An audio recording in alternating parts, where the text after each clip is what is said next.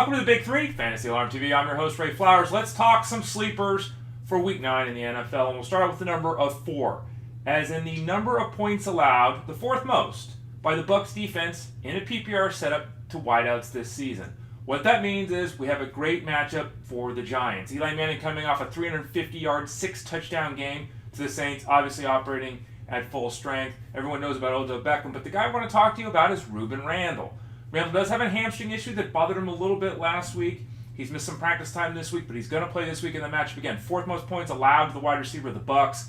They were just torched for 397 yards and 2 scores from Matt Ryan. They've allowed 17 passing touchdowns in 7 games. This is a horrible defensive unit with the Bucs against the pass. The Giants will be able to take advantage of it. Look for Rueben Randle to be a strong wide receiver 3 option this week.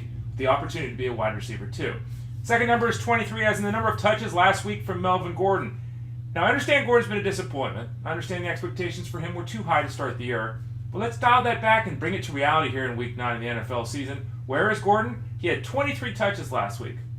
Brandon Oliver is done for the season.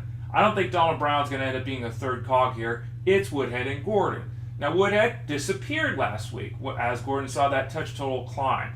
Woodhead is still a better play in PPR setups without question, but in a non-PPR setup, I think it's a lot closer than people think. I've even got questions this week about whether Gordon should be added off the waiver wire. The answer to that is yes. 23 touches last week for Gordon means he needs to be added. He's a sleeper play this week. The Bears have only allowed 2 scores this year on the ground to the running back position.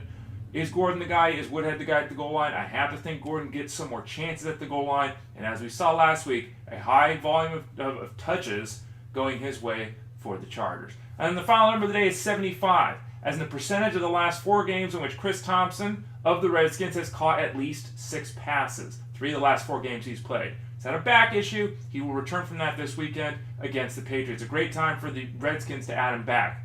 Whether it's been Jones or Morris carrying the football for the Redskins, they have been completely unable to move the ball on the ground. They're not going to be able to stop the Patriots' offense in the least. The Patriots are going to rack up points. They're going to be in comeback mode, the Redskins. That means Chris Thompson will be on the field and have an excellent chance for his 4th game in 5th outings with at least 6 receptions. A strong PPR option once you get past the elite names at the running back position. Ray Flowers, Big 3, Fantasy Alarm TV, FantasyAlarm.com. Don't forget to visit us. Free rankings. They're up every week. Check them out, FantasyAlarm.com.